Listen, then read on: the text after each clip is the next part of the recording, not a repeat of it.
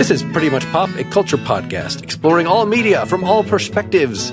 Today we're discussing queer representation in video games and other LGBTQ issues with respect to video games with game designer Naomi Clark. I'm Mark Linsenmeyer, completionist enough to romance all the NPCs. And I am Tyler Hislop, fitting not so comfortably inside your predefined box. So before we bring out our guest, Tyler, thanks for ushering in Pretty Much Pop Season 2 with me. It's been a great 100 episodes. You guys have done amazing. I'm a little bit sad to see that there's a bit of a fracture going on, but it's not a full fracture. It's a semi-fracture with some new elements coming in. So I think it'll be great nonetheless. Yeah, so I think we can maybe talk after the interview and kind of riff a little more on what might happen with Season 2. Just as a way of introducing Naomi here, I think we're going to have in this season, which who knows how long that'll be, and who knows whether I'll change my mind about this, but two distinct kinds of episodes. So there'll be interview episodes where we have somebody like Naomi who she was recommended to us by a previous video game guest as having given talks on things on this topic that we're talking about. And so if she monologues at us a lot of the time, or, it's an interview, that's fine. Whereas a lot of the others are going to expressly be panels, and all the guests, I'm going to try to only have one new guest per panel, and the rest will all be from either you or Brian or Erica or folks who have been guests in the past, known quantities of some sort. And they will all know that, hey, you are one of three guests, so we're going to have sort of a balanced panel discussion, and it's not going to be an interview with one person. That said, I am excited after reading what Naomi had to write about. We will link to this talk that she gave with a colleague, Queering Human Game Relations. All right, and here is Naomi Clark. Naomi, thanks for coming on. Thanks for joining us. Yeah, my pleasure. Glad to be here with you. Can you say a little about some of the games you have designed, why we picked you for this topic? Sure. Yeah, so I've been designing games for a long time. I started doing it professionally back in 1999 with a game called Sissyfight 2000, which I guess is probably related to this overall topic. And we were back then trying to run against the grain of what we saw as the sort of stereotypical, oversaturated game out there that was just aimed at like a certain audience, mostly young guys, portraying conflict in a militarized or purely kind of violent sense. And we wanted to explore a different kind of conflict. So that game is about middle school girls vying for social dominance in the schoolyard by tormenting each other or supporting each other, making alliances and betraying each other. We just wanted to portray a different kind of schoolyard rumble. We were really thinking even back then about how we could turn expectations or even patterns of gameplay on their head, right? Like, what could we do to take what we knew worked well about video games and about non-digital games as well, because we were pretty influenced by card games in designing that game as well, and sort of turn it into something new. That's kind of what I think of first when we're talking about this topic of queering games, I guess is the phrase I'd use for it. And so that was, like 22 years ago. That was one of the first games you could play with other people on a website without installing software. You could sort of just go to sissyfight.com and play with each other. And it's still around today. We rebooted it a few years back and you can still play it. But I went on to work on a lot of games for Lego for many years. I worked on games for kids there. Then I worked in what was known in the 2000s as the casual game market, sort of making games for a mass market audience beyond the stereotypical gamer game. And these days, I run a department at NYU, the NYU Game Center, which is the game design department there. So we have about 200 students getting degrees in game development and game design. It's amazing. So I was trying to figure out if we're just talking about queer representation in video games, there's sort of a limit. Okay, having narratives with more LGBTQ people and themes in them, that's great. But that's not fundamentally different than like what we would be asking for in TV and movies. But adding games, well, it's not just depicting stories. It's like actually putting you in a situation where you're dealing with people, which makes it easier to brainwash, or to introduce radical ideas, to politically motivate and manipulate people, to introduce them to more things. Can you say a little more about how this discussion can be about more than just representation? That's great. I'm glad you started it there because I think you're exactly right. That's where people often go first. They're like, oh, well, is there a character in this game that's LGBTQ? It's the easy, I don't know. I don't want to say low-hanging fruit because sometimes there are barriers to telling those types of stories, right? Or sometimes there's a really good reason to tell a story that comes from someone's personal experience or from a great piece of fiction that someone's written. But it's true that in games, we're talking about slightly different issues. It's interesting that you use the term brainwashing, right? Because that's being such a fear. And I think of that fear as having two sides, right? People being afraid, like, well, what are these games doing to my kid's brain, right? Like that's the kind of the old fear of that somehow games are fundamentally different from if a kid is sitting in front of a television watching a TV show. If they're playing a video game, somehow it's like rewiring your mind. I think I got that from your article, just how it's almost a lot of video games are like training to be a capitalist in the system, that you're doing work that you're grinding so much. It's not fun in any identifiable sense anymore. And that is somehow training us to be good workers in the capitalist economy. Right. Yeah. And so the question is like, what do we think training is, right? Like if I'm being trained to do a job, let's say I'm working at an Amazon delivery depot and I'm going through all these paces and learning to do this stuff, I guess we can think of that as like it is affecting our brains, right? We're going through the paces, we're getting to certain habits, we have muscle memory and all of this stuff. But I don't know if we think of that as like, does it fundamentally change who we are? Like if I were to quit my job at Amazon and say, you know what, I want to go, I'm going to play guitar instead. Like I can just leave that behind, right? Any kind of programming I've got on the job. And I guess I think of games as processes that can affect our brain quite profoundly. But we have this funny way of thinking about it where we're thinking, oh, this is going to insert something foreign into our mind that's going to change who we are fundamentally, right? Or change our attitudes. And I think it's a really interesting question. I don't think that the science is totally settled on this. I guess I said before that it was a double-sided fear because I think in the game industry, there's been this real fear of, oh my gosh, if people say that games can change your brain, can affect you, then we're going to be in big trouble. We're going to get regulated. The government is going to be like, these are like drugs in electronic form that are destroying your synapses or rewiring your brain, right? You don't have the vape attachment for PS5 yet? Yeah, they probably do have that by now. It's true. But what are they more like? I think it's really interesting that video games, we're not quite sure. Are they like drugs or pornography or something like that? Where we're really concerned about how they might affect our mind? Or are they more like learning to do something like when you learn to play the guitar or learn to work in an Amazon warehouse? Yeah, you're changing your brain. You're like putting new connections in your brain, right? It goes without saying that anything that we engage with or interact with, there's going to be some manipulation that occurs. There's sensory data input. There's a response to the effect. And then we build these apparatuses around encouraging that manipulative effect. Yeah, that's exactly right. I am of the frame of mind that games are more significant in some way that maybe we don't fully understand than if I were just to read a book, right? So if I play a game where I'm learning how to do geometric tilings, I'm learning how to tile a floor, and that's actually a very old game mechanic that's been around in a lot of different types of games, then because I'm going through a process of doing it, figuring out what works and what doesn't, I'm learning in a different way than if I were just to read a book where like, here's how tiles work. And everybody understands that too, right? Intuitively, right? Once you do it, you understand it in a different way. It's a very simple thing that's at the heart of why people feel like, whoa, games are more significant. Maybe they're training us to do this or that. But the thing that I find fascinating culturally is that somehow this seems more ominous in games. Maybe it's because they're forms of entertainment. Maybe because they have a long history of representing violent or military conflict of some sort, going all the way back to games like chess, right? Which is a military conflict game. And maybe it's because there's a lot of racism and sexism in the game industry kind of preying on that, I don't know, again, the lowest hanging fruit, shock jockey content in games. There are any number of things that we could say like, well, does it really have to be like this? That we might say this is where this apprehension comes from, but it's become a fraught subject, right? So there's no easier way to like have a lightning rod in games than to say, you know what, games are going to make kids violent. Then like, everybody will freak out if you say that. But I think that there's a whole interesting topic in here that doesn't get delved into enough because of that fear, because of that those knee-jerk reactions, maybe on both sides, that games do have the ability to affect us, just like any practice we engage in does. And because games are designed processes that we like to do, hopefully, if they work well, we're engaged in them for their own sake.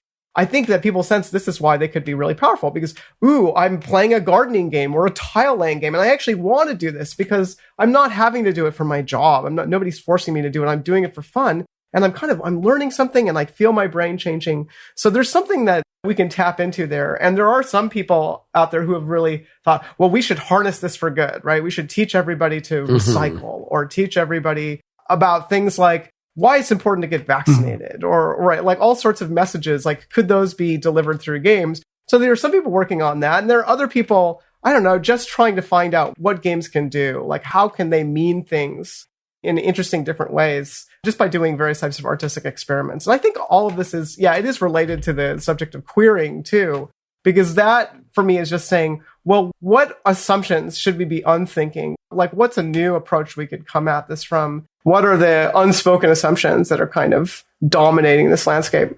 Would you say that there are folks that are trying to actually introduce game mechanics in everyday tasks and things like that to gamify everyday life? There's something queerish about that, where you introduce this external influence into what is a normal everyday kind of thing, and you gamify it. You set up tasks and you reward yourself points and some things like this, and it makes the run-of-the-mill kind of everyday task potentially more fun, or you've manipulated yourself into convincing yourself it's a good idea. I mean, I think this is probably why I thought of the Amazon warehouse example, right? Because they actually have games that Amazon has designed to try and motivate people and get people excited who are working in a warehouse. Like, how many orders can you fulfill? Like, can you do these types of orders? Is that the opposite then of queering? I guess my intuition is something like you have a normal set of operations. You develop a game with specific mechanics, and you have a whole industry that is set up to kind of design based on these bare bones loot and repeated gameplay and aesthetic appeal and all the stuff that goes into good game design.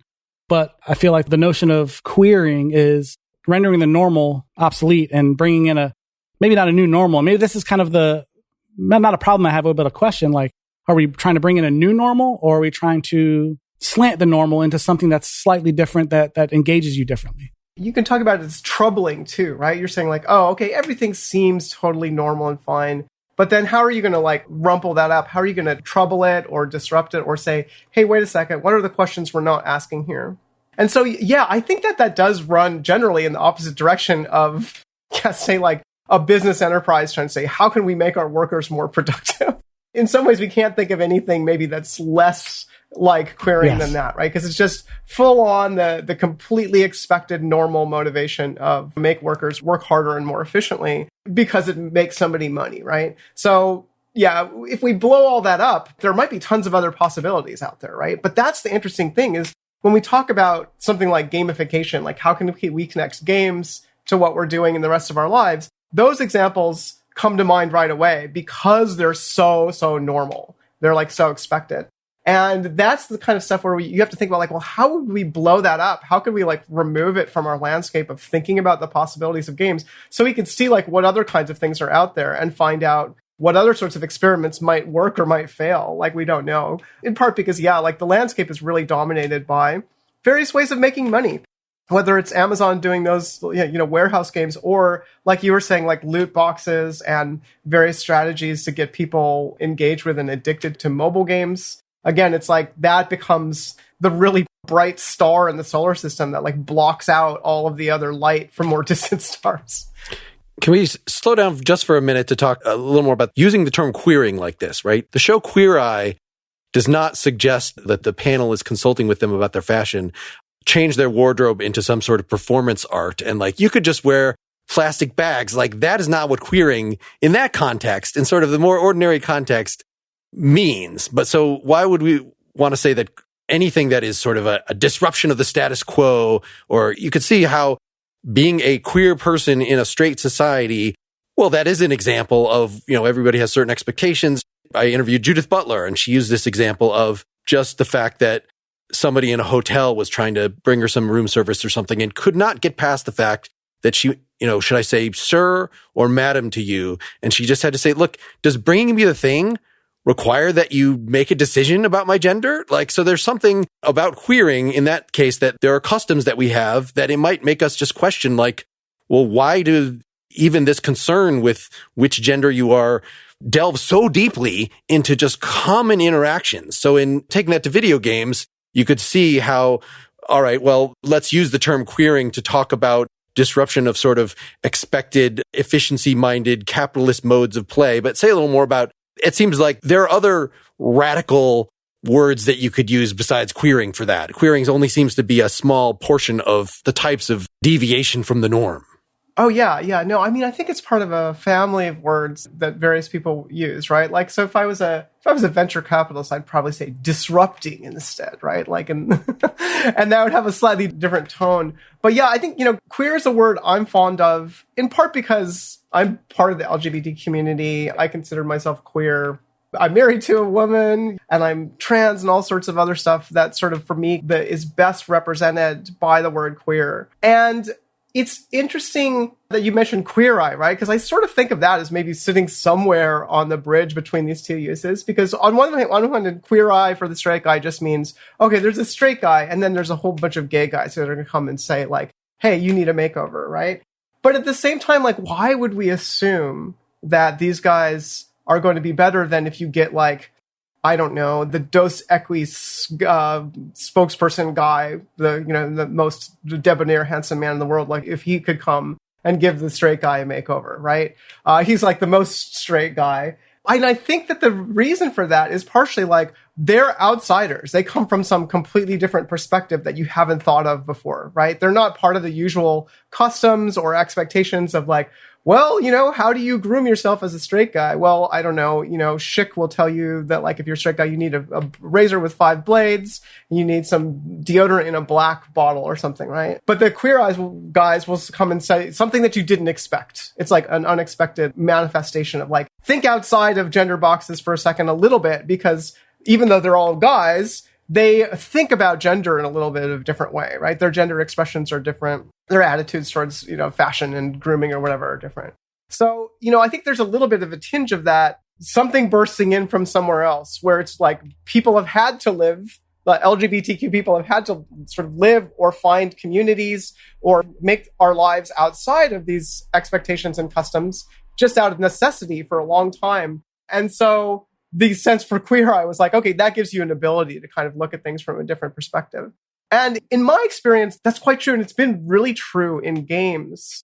In about maybe 2012 or 2011, there was a wave of people making games that was driven by a lot of easier to use tools and like lower cost of entry for making digital games, kind of like the equivalent of the camcorder or the turntables or something like that started to happen in software and games in a big way. And with that, a whole lot of younger and more queer creators came onto the scene and started making games. And the games that they made were really different. They were no longer sort of following the conventions and expectations or even the definitions of like, well, what does it have to be in order to be officially considered a game? All that stuff started getting blown up. And it was, I think, creatively a tremendous time for the game industry in general. You even see some of those ripples from that affecting like larger, bigger budget games because people think about games in a little bit of a different way now. Although I think you notice the changes in how people are thinking about games much more in the independent and experimental communities, like making smaller games. But for me, when I saw that happening, and of course, I'd been working in games for over 10 years at that point,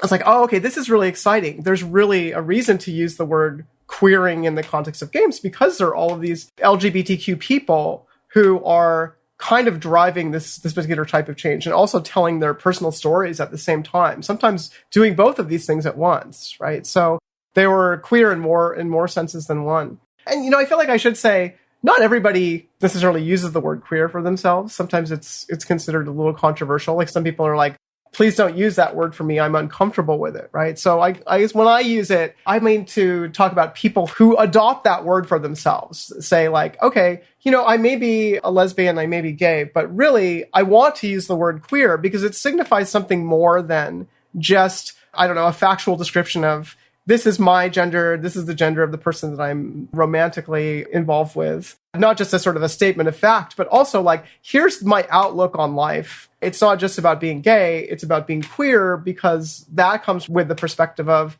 hey, we have to overturn expectations when they're not actually just, when they're not helping people live their lives, right? And so I think that's why a lot of people adopted that word. And it's also part of why it started taking on these other connotations of disrupting or troubling things. And yeah, Judith Butler was one of the people who really pioneered this field of queer studies or queer theory, right? Which looks into how all kinds of systems maybe could use this sort of disruption or need to be unthought and rethought in a different way.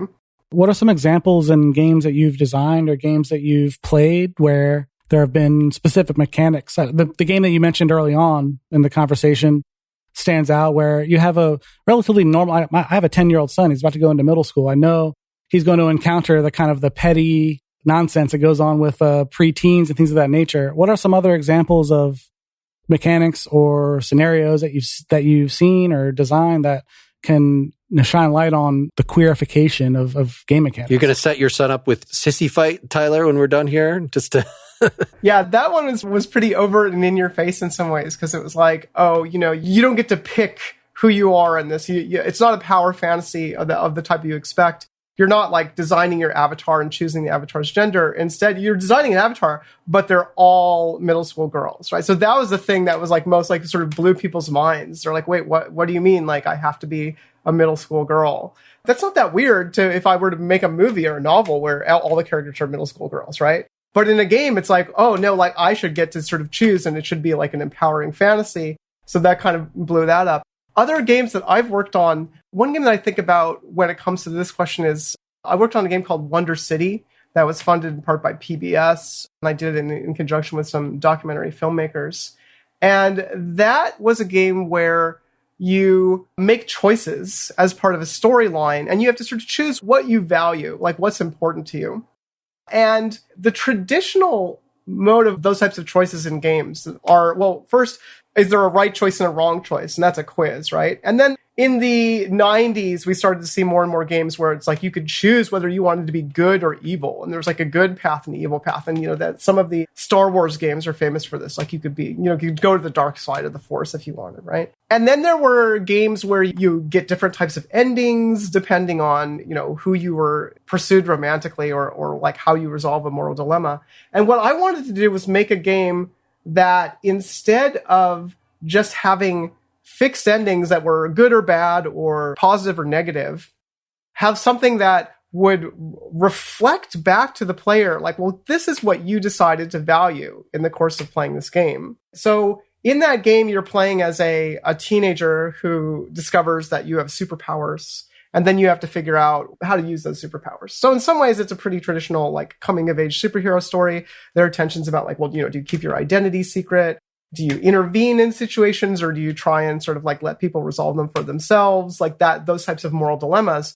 But the way that we constructed the story was there's not a single right outcome. It's competing goods, right? So all of the things, the choices that we had were like, well, there was a reason that you might want to preserve your privacy or build closer bonds with people by letting people in on secrets, right? And that you sort of have to decide for yourself what's right. And that creates a different story, but it's not like there's fixed endings that are good or bad. And what I wanted to look at for that game was things like personality tests, where you get a complicated answer that sort of reflects back like, here's who we think you are based on what you answered in this.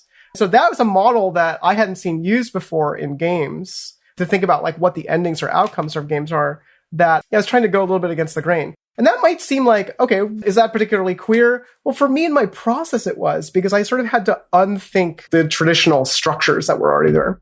You're changing the nature of the fail state and the success state. Both of those states are very much ingrained in games.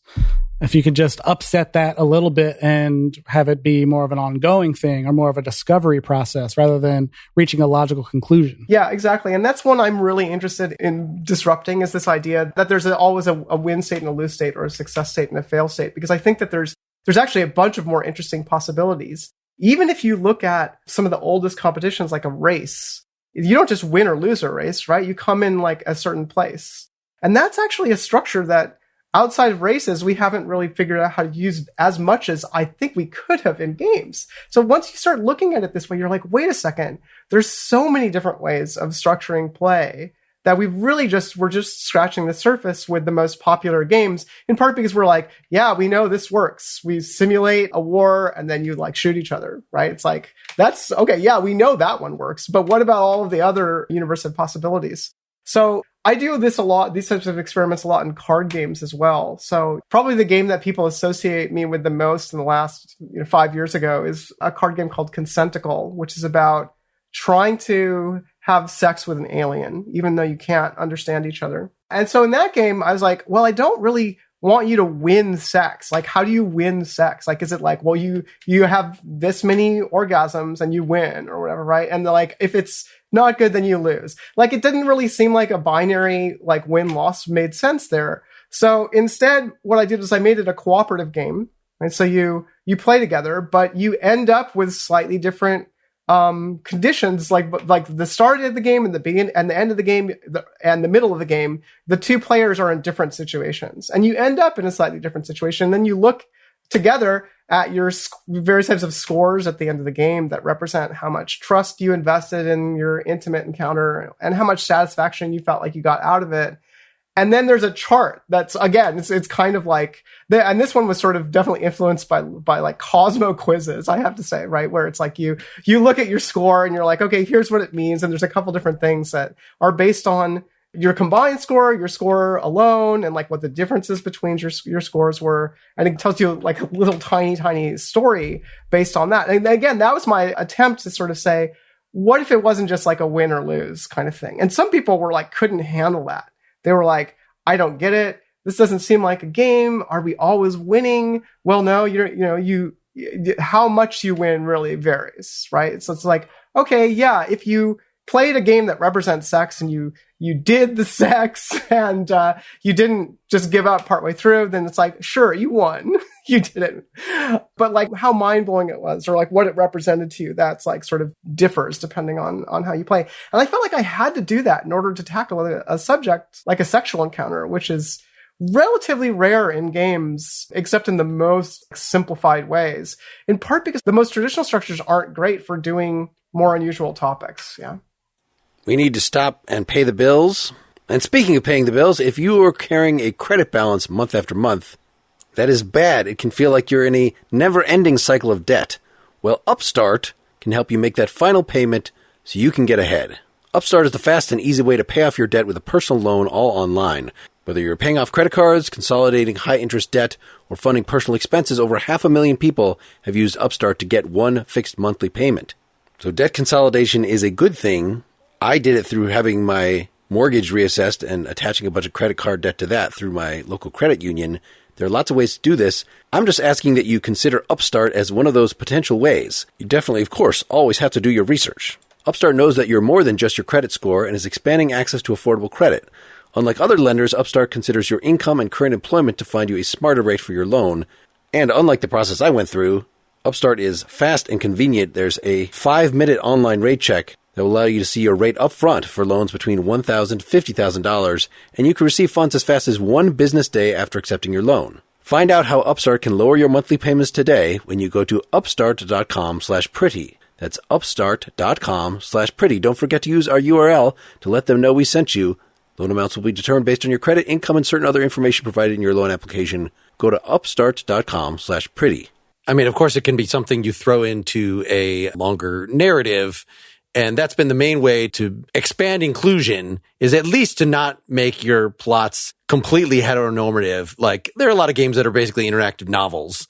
And so in that case, it's going to come out one way or the other. And it would be transgressive. And I guess there have been some games that have, in The Last of Us 2, your main character is gay and you can't make choices that change that. You can't decide I'm going to date the guy that, is her friend at the beginning instead. That's just the way that this flows.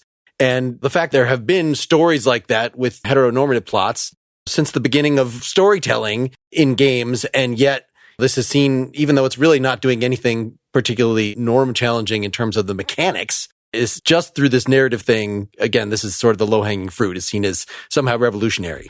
Right. Yeah. And, you can kind of understand why that is. So, like, it is important for people to sort of see themselves and their own experiences and maybe have that possibility be out there in media. Right.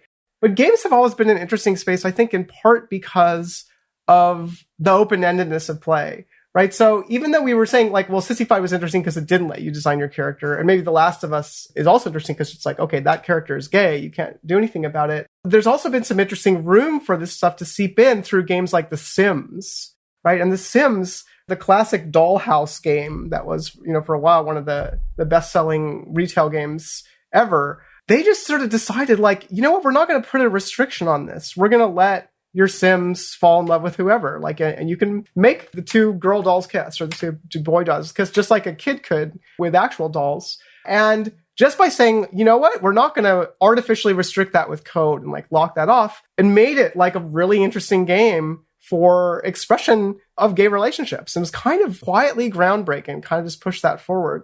It's interesting that a lot of what you're saying seems obvious to me, that utilizing these sorts of strategies will start to make games represent real life more than the arbitrary contrivances of these highly designed games where you have these deliberate start and end states where, for the most part, our life ends and we have a series of successes and failures, and we have a series of not so favorable outcomes and maybe more favorable outcomes. And that seems to be more representative of everyday life for anyone.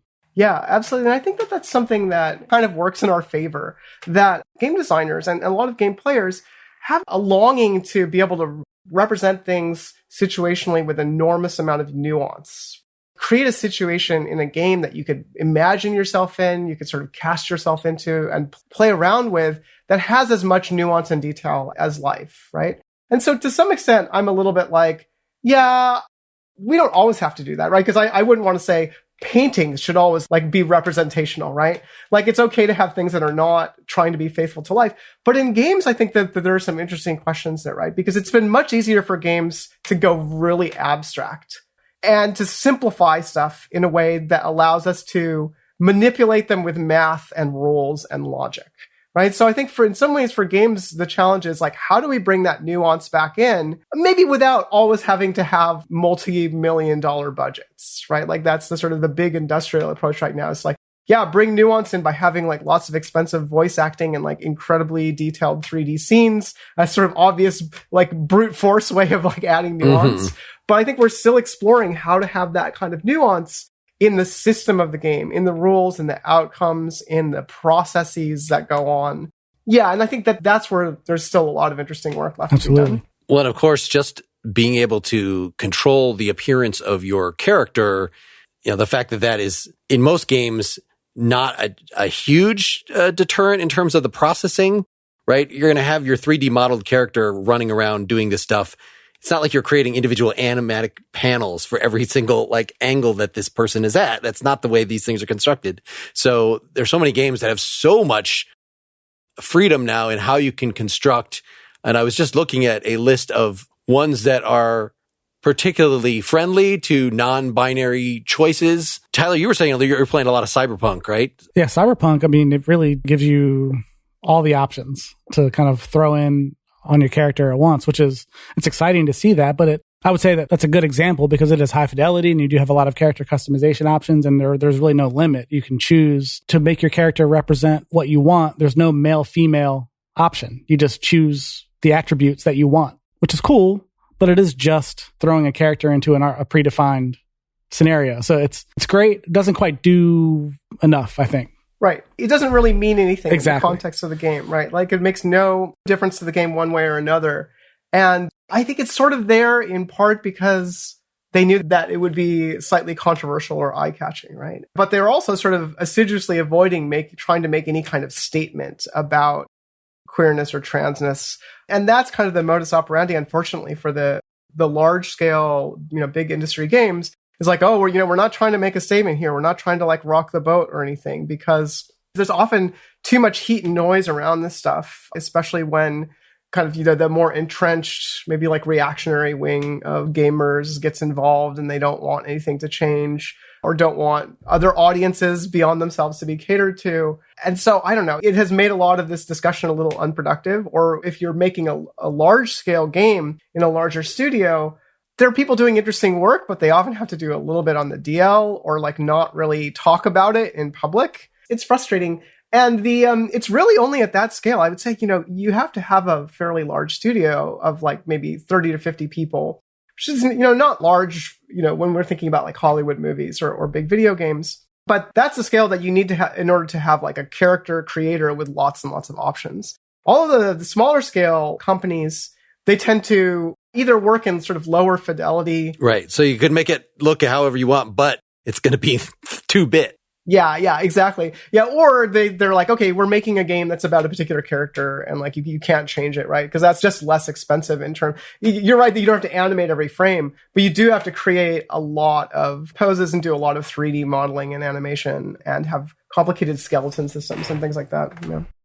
Is it going far enough to build a world that saturates enough characters, that have enough diversity of interactions and diversity of inputs, like the Mass Effect universe? And there are other games like that where they try to kind of factor in a diverse enough series of inputs that is representative enough.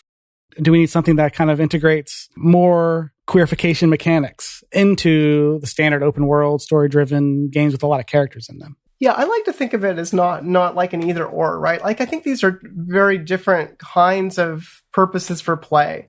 On one hand, games like Mass Effect or even like, Cyberpunk, they are exercises in fantasy. And the ones like, but both Mass Effect and Cyberpunk, where you can sort of create your character and you have the feeling of guiding a character on a path that sort of represents you and who you are or your values, or like a character that you want to role play as that might be quite different from yourself.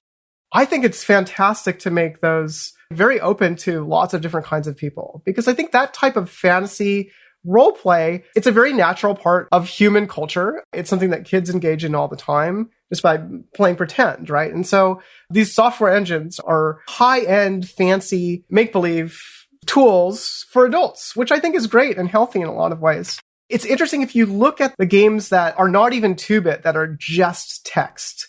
There are a lot of games that are of this sort that are only text that are pretty popular on mobile platforms, especially. A company that specializes in them, Choice of Games.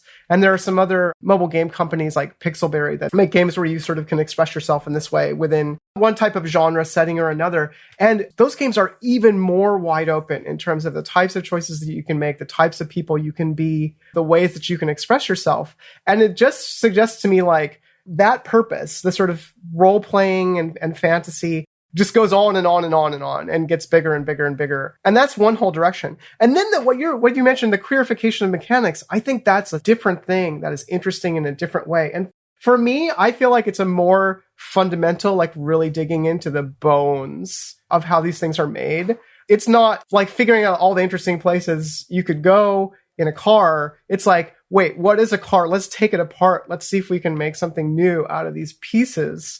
And so I think I'm interested in it for different reasons. It's also like you can do weird little experiments in your garage with that kind of stuff to just sort of see what happens. And a lot of them won't work. Just like, if you take a car apart and you try to make it into a helicopter, it's like not going to work 9 times out of 10.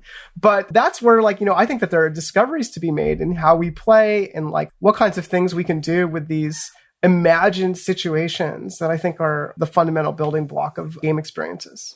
Well, let's talk about glitches. It was an example you brought up in that talk. Say a little more about sort of how the glitch being something that, well, it's probably not the developer's intention. It's probably the result of complex systems interacting in a crazy way, or just even things that didn't have a big enough playtesting team and things that they did not know that the user would possibly do. But you were saying some of these could actually be intentional, or you could allow it to stay, or, they could challenge the formulaic character of most games in some interesting way. And while you're at it, comment on speedruns as well as a form of that. This is all great stuff. I mean, I could, go on any of these things at length for a full hour, right? But glitches, I'm just a big fan of glitches, especially in these larger scale games that I'm talking about, and where I think they have more likelihood to surface and crop up, in part because the systems are so complicated, the graphical systems are really complicated. And so like every time a new big hotly anticipated game comes out, there's always something just frankly hilarious that pops up on the internet, right? With like faces disappearing, so there's just like eyeballs and muscles underneath, or like people's like heads shearing off. One of my favorite games as an example for this is Skate 3 from Sony. Had such great glitches. And it was actually somehow revelatory about skateboarding and that subject in general, right? Because it was like, what is the ultimate skateboarding game? It's not where you can just be a hero and land in like a, amazing kickflip or something, right? It's where you wipe out so badly that your body flies apart and you like rocket through a building and you bounce like 100 times. Like that's sort of like, and the sad thing is that like they didn't want that, right? This sort of corporate powers that be were like, oh no, this is making us look bad. We have to like get rid of all of those glitches. And so they took them out, even though I think it was one of the most popular, just emergent grassroots phenomena associated with that game was to like see what the engine can do. And so it was situations like that that really made me think glitches are these systems kind of speaking to us of their own accord. Like nobody wanted that to happen.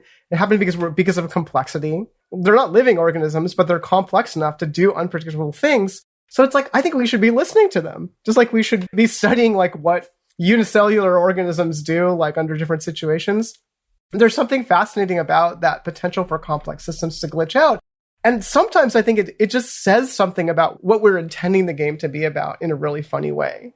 I remember one of my favorite glitches I found was a glitch in one of the Arkham City games, the Batman games, where it was only possible to get to a certain spot in that game if you made Batman kind of glitch into a wall so that he like started to vibrate and shake, and then he like just shot up into the sky. And I was like, this is also, not intentionally, but it manages to be a commentary about like how tense Batman is. He's like a really high-strung guy, right? And like that's part of what powers that character. And it came out sort of in that glitch. So, like it's tempting to get a little bit mystical about it, right? Like, oh, this is the voice of the game. And there are communities of game artists making games that are all about like trying to facilitate the emergence of an unexpected glitch.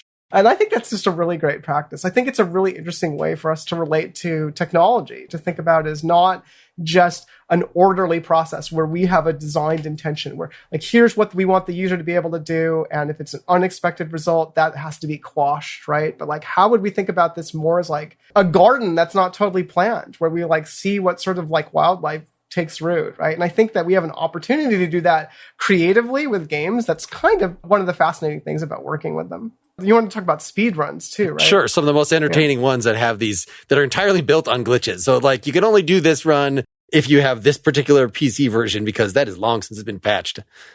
Yeah, exactly. And so speed runs, I think, are one of the most enduring and popular forms of playing a game in a way that's not intended, right? So glitches are like the game doing something that's not intended. And speedrunning is a way of playing that's not the main anticipated way of playing. And that's also a wonderful thing about games, right? It's a little bit hard to watch a film in a way that's totally unintended. You can interpret the film, right? You could like watch a film and be like, I'm going to write a review that's like, here's my understanding of what's going on. And then people might be like, whoa, that blew my mind, right? But the great thing is with a game, because it's malleable at the point of actually experiencing it, you can play a game in a way that like runs completely counter to the intentions of the designer. You can break it open or even stay within the bounds. Like even speedruns that are not glitch speedruns, right, are sometimes just fascinating and interesting and like really come at a game from a totally new angle. And it's possible to actually just watch somebody do that. And that's something that I really love about games that I feel like is quite distinctive about them. That they're open in this way that lets us do experiments, not just as the people making them, but also as the players. And for me, it's kind of what, like the players are creating a new game inside of an existing game, right? And we see that over and over. And there are other examples too, right? Like playing a game as a pacifist, like a war game, but playing as a pacifist, or like people who have played games like Grand Theft Auto and just done something completely different in that game than following the storyline or whatever. Because all games have a little bit of that sandbox quality where you can sort of try and see what will happen differently if you play around with it. And so there's a whole school of thought and approach to designing games, which is like, let's try and make that more possible. Let's try and make more types of emergent results of play, not just of glitches or bugs, but like have players be able to discover new things that we didn't know were in there. And I think that's a great tradition that just has a lot of potential for the future. And I think I'm sort of more excited by that than about the potential of more Hollywood style production where it's like, okay, we get a scriptwriter, we are going to tell this amazing story, we get all the right actors who are going to voice it, and it's like everybody experiences the same story.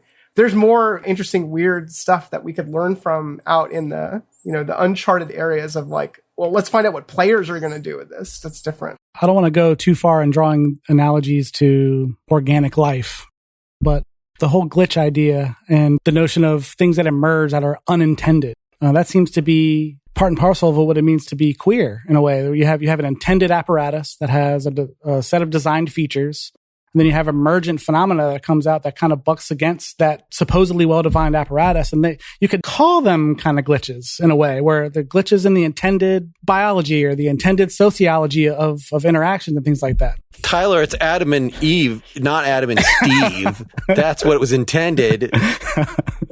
It is, for me personally, such an important reason why all this ties together. Because, yeah, there are a lot of us who own lives when dealing with the law, when dealing with family, with jobs, or any place where there's expectations that don't fit all sizes, right? That really don't acknowledge the rich panoply of human experience and all the ways that people are. That to me is just one of the fundamental ways that injustice looks. And I think that maybe one of the most beautiful things that games can do is just allow us to imagine for a second, wait, what if we just step outside of that? What if we broke through the wall, right?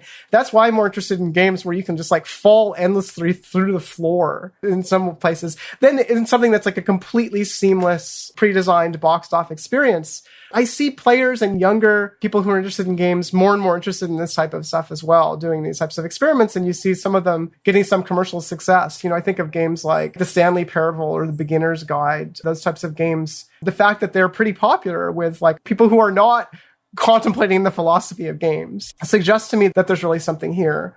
Can we take these lessons back to the rest of life? Who knows, right? That's the question. I don't feel like I can say for sure one way or another.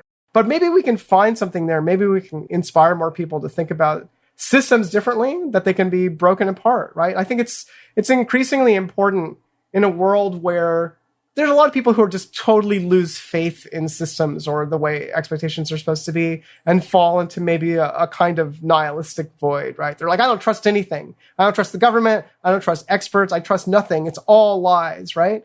But I think that there's a place that you can leap to that's beyond that, where you're okay, I don't expect every single pronouncement from a health official to be 100% perfect, because they're also operating within a system that has limits. And I don't just submit to authority. I try to understand when it's important to listen to an expert.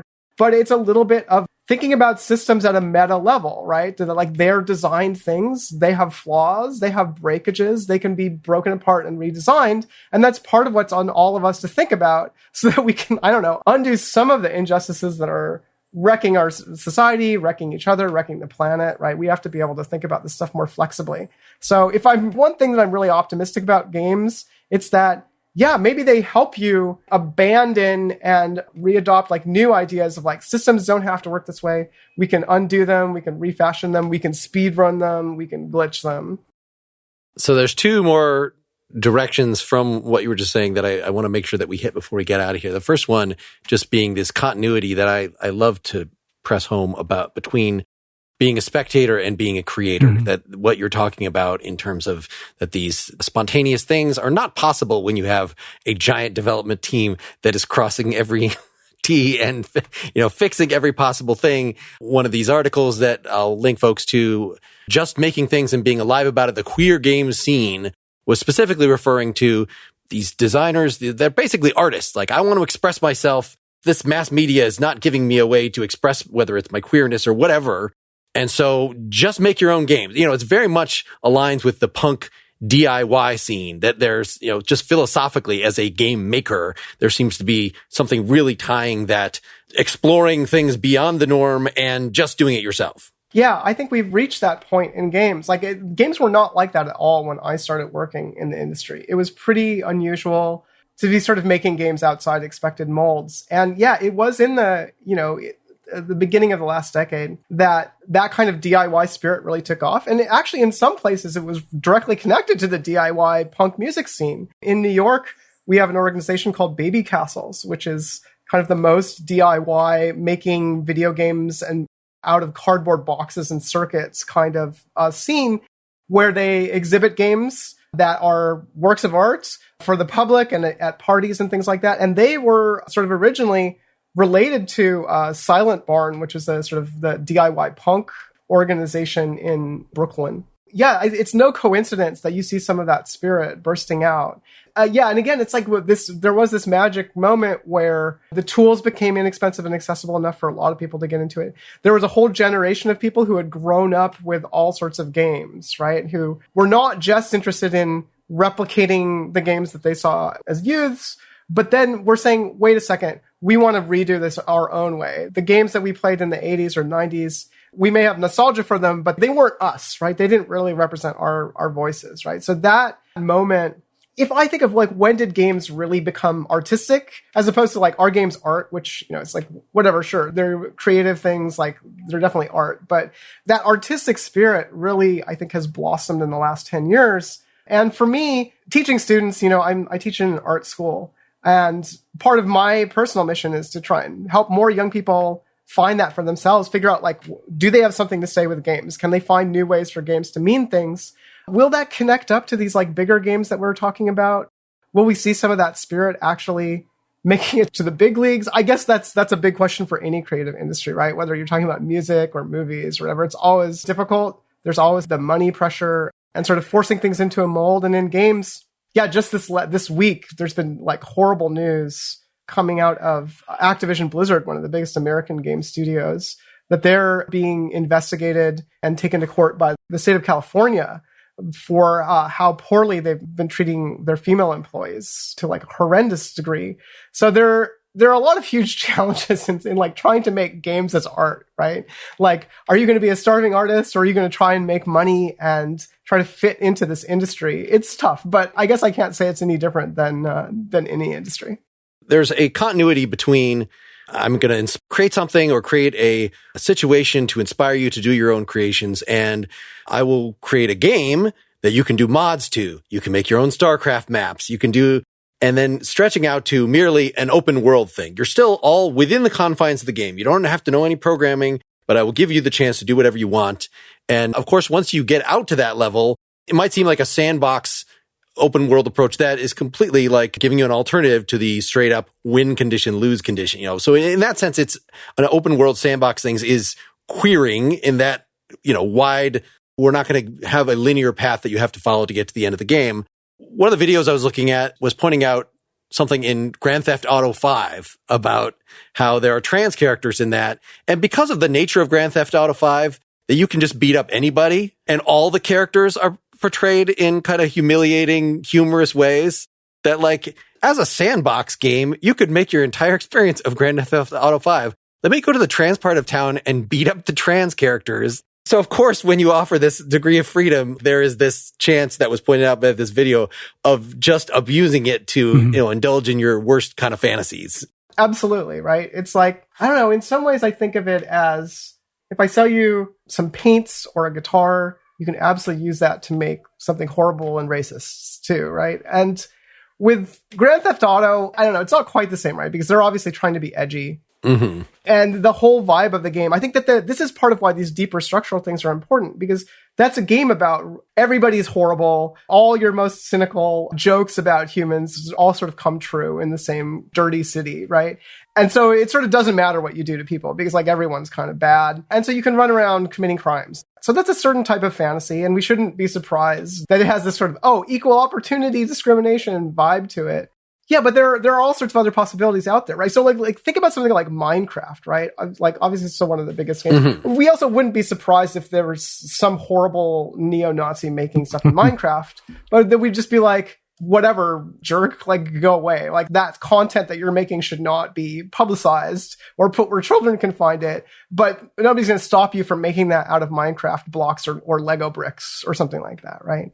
So it's funny, there is a little bit of a dividing line between like when are you a creator and when are you just experiencing something that someone else gave you? Where's the responsibility of the creator, of the game developer? And I think this is going to be a bigger and bigger question as games like Minecraft and Roblox and Fortnite think of themselves more and more as worlds where people are making things. And so all of those big companies that are running those games and those platforms or think about it in a walled garden approach, right? They're kind of inspired by Apple in some ways, right? So they're going to try and keep everything sanitized within their confines. But I don't think we're that far away from a more open-ended version of that maybe it's like the next coming of a tool like Second Life in a more accessible and fun way than that game, where it really will be like, yeah, like you can make whatever you want. You can have any type of play experience you want, and you can probably team up with other people. You can sell it. I mean, that's why Microsoft is really interested and Epic with Fortnite, right? They want people to make their own creations in those platforms, which then they'll sell to other people, and Microsoft will take a cut or something, right? Like that's their new big business plan. But it is going to come with all of these problems, just like the rest of the internet, obviously, comes with the problems of like making a web page. So it'll be interesting to see what happens and whether, I don't know. I feel like we're on the cusp of people understanding like, okay, this is not exactly a video games are violent or have racy content issue. It's a human beings issue, right? Just because we've seen things like when people make AI bots and set them out there and they learn from the internet, then the AIs are racist and terrible, right? Because we raised them that way. And it's kind of the same thing is sort of true of a lot of these tools and malleable experiences. Like, of course, we can make them into something horrible because as a group of people on the internet, we're kind of collectively not the nicest species in the universe somehow, right? Like we're confronted with the ugly sides of ourselves, or at least collectively. Yeah, so it's just something we have to reckon with. Yeah. I did just Google search how to make a swastika in Minecraft and got plenty of results. So that lowered my... I would think it would be pretty obvious. You could make it from blocks. It's not that hard. You're saying they have tutorials? Yeah, well, like a German flag banner tutorial. I didn't know about banners in Minecraft. I haven't played... One thing I'll say that I learned, because as far as gaming is concerned, I've always been interested in the dynamic between the active participant, the passive participant, and the creator. And it seems like new games now are merging all three of these things, where you, as the creator, you can become an active participant. And then once you release something into the hands of the crowd, you become the observer and watching other participants engage. And I find that your intuitions about this are very profound. And I think that beyond just othering and looking at it from a queer perspective, which I think is important, analyzing games from these multifaceted perspectives, I think is, like you say, will carry the standard linear and the standard sandbox and the standard puzzle game forward into hopefully seeing more users create more interesting and more innovative and more othering things that can blow the pieces up and reassemble it in something revolutionary or interesting or what have you. So I appreciate everything. I really hope so too. I mean, I'm a kid of the early internet, back before we had these extremely large tech companies kind of dominating the landscape of like social media platforms, right? And back then, it was definitely like anybody could make a web page on GeoCities or whatever, or have a blog. It was like 1,000 different weird plants in a wild garden. And of course, some of them were horrible. It's like, and everybody would be like, look at this horrible thing. But it wasn't the same types of problems that we have today. And maybe I'm just being a nostalgic fogey, right? It's like these things getting amplified, misinformation being amplified on Twitter, Facebook. It's a little different than like everybody having their own weird thing in their backyard, which I guess personally I'm just more interested in like, let everybody make weird stuff and some of it's going to be great, right? Instead of like these platforms are managing it so they can sell your data. It's pretty, but it's like the parking lot version of the internet. Yeah. Well, thanks so much for joining us, Naomi. Thank you so much. It was awesome. Yeah, my pleasure. Thank you guys for having me on. We'll link to all your work. Anything in particular you just want to plug before we get out of here?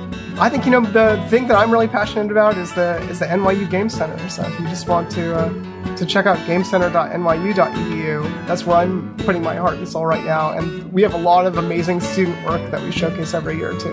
And so, if you sort of want to see weird experiments that are going on, like what are people thinking of next? I try to look at my own students' work. All right. Thanks, everybody, for listening. Thanks. Get more Pretty Much Pop at prettymuchpop.com. Get bonus content for every episode at patreon.com/prettymuchpop. You can also now get all the bonus content directly through Apple Podcasts by signing up for a paid subscription there, which gets you ad-free episodes and extra talking not only for Pretty Much Pop, but also for my other podcasts, Nakedly Examined Music and Philosophy vs. Improv. Pretty Much Pop is part of the Partially Examined Life podcast network, and it's also presented by openculture.com.